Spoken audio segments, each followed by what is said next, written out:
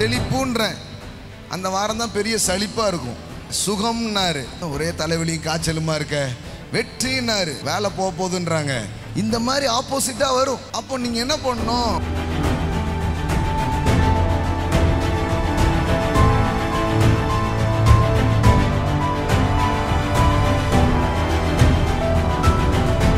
வேதவசனம் சொல்லுது, வசனத்தை கேட்டவுடன் யார் வரா? பிசாசு வருகிறான். எதுக்கு? கேட்ட வசனத்தை உங்கள்கிட்ட இருந்து என்ன பண்ணுறான்? எடுக்கிறதுக்கு முயற்சி எடுக்கிறான். அப்படின்னா என்ன அர்த்தம்? நீங்கள் எந்த போதனைகளை கேட்குறீங்களோ அந்த போதனைக்கு எதிர்மாறான ஒரு சூழ்நிலையை உங்களுக்கு என்ன பண்ணுவான்? கொண்டு வருவான். நீங்கள் அந்த இடத்துல தான் கவனமாக இருக்கணும். என்ன கவனமாக இருக்கணும்? செழிப்புன்ற அந்த வாரம் தான் பெரிய சலிப்பாக இருக்கும். என்னடா பாஸ்டர் செழிப்புன்னாரு, ஆனால் பார்த்தா எப்படி இருக்கு?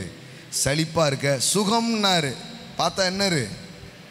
ஒரே தலைவலி காய்ச்சலுமா இருக்க.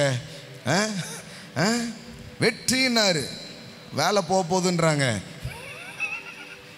இந்த மாதிரி ஆப்போசிட்டாக வரும். அப்போ நீங்கள் என்ன பண்ணணும்? இதெல்லாம் எனக்கு நடக்காது சார், நான் கர்த்தர்ட்ட கேட்டது தான் எனக்கு நடக்கும், என் கர்த்தர் சொன்னது தான் எனக்கு நடக்கும். ஆமென். அதுதான் விசுவாச வாழ்க்கை. நீங்கள் அப்படி வந்துட்டீங்கன்னா பிசாசு பார்ப்பான், இந்த ஆள்கிட்ட நம்ம என்ன இந்த மாதிரி என்ன சீன் போட்டாலும் நடக்கவே நடக்காதுன்னு அவன் பாட்டுக்கு அவன் போயிடுவான் சார். ஆமென். ஆனால் நம்ம இப்போ சில பேர்கிட்ட அவன் அடிக்கடி வர்றான். ஏன் தெரியுமா? அவனுக்கு தெரியுது இது லேசாங்கிறதுக்குள்ளே இது ஒரு 10 நாள் இந்த சோகத்திலே உட்காந்துருக்கும். இதுக்கு லேசாக உன்னை கொளுத்தி போட்டால் போதும். இது ஒரு மாதத்துக்கு உட்காந்துருக்கும். 1 மாதம் வரைக்கும் இதுவே போதும். அப்புறம் 1 மாதம் கழித்து அப்புறம் எலும்பி வருவீங்க. அப்புறம் இன்னொன்று ஏதாவது போடுவான்.